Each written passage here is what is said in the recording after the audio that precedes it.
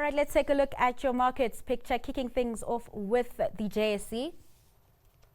Now, a recovery in PGM prices coming through with palladium and platinum in the green, but that boding well for the miners and the Resi 10, but not doing enough to boost overall momentum with trade mixed today. The Resources 10 complex up 2.2%, trading in the opposite direction, however, as the Financial 15 losing 0.25%, and the Industrial 25 down 0.6%. That boost in the Resi 10 then filtering through to the All Share, and we see the All Share up over 0.33%. Now let's take a look at what's playing out in the US. Risk is back on the table as AI trade attempts a comeback led by gains in Alphabet. Now volumes might be thin as it is a short week for Wall Street with Thanksgiving approaching.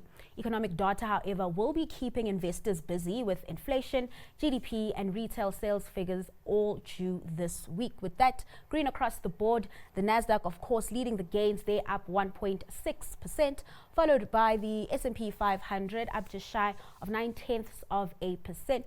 The Dow Jones up 0.33%. Let's take a look at what's playing out in Europe.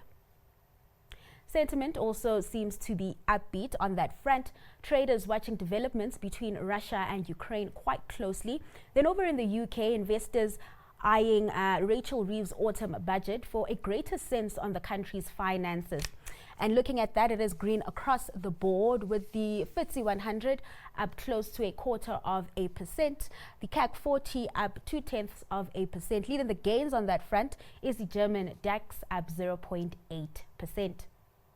Now let's take a look at what's playing out in the currency scene, starting off with the local unit.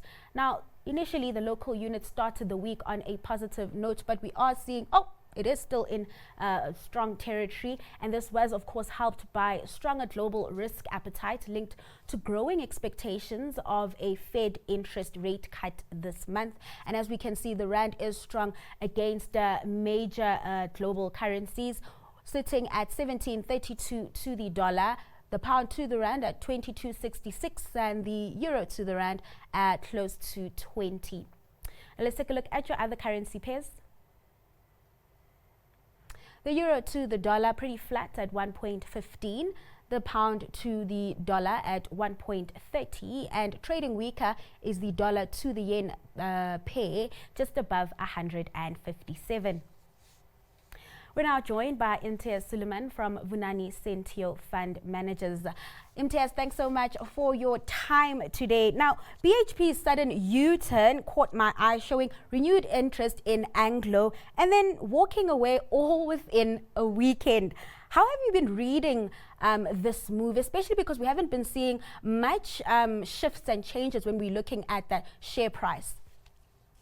Yeah, I think this was a last-ditch attempt by BHP for Anglo American, because on the 9th of December this year, we will have the vote in terms of the merger between Anglo American and Teck Resources.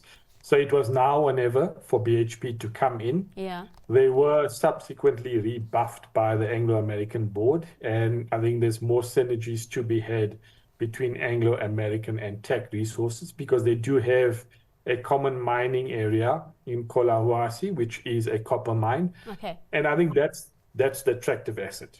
It's all about getting that copper mine and copper growth that the world sorely needs, with regards to the energy transition, the AI build out. Copper is very much in demand. That red metal, really attractive to many of these global miners. Let's hit pause on that conversation. That was Imtiaz Suleiman from Vunani Sentio Fund Managers.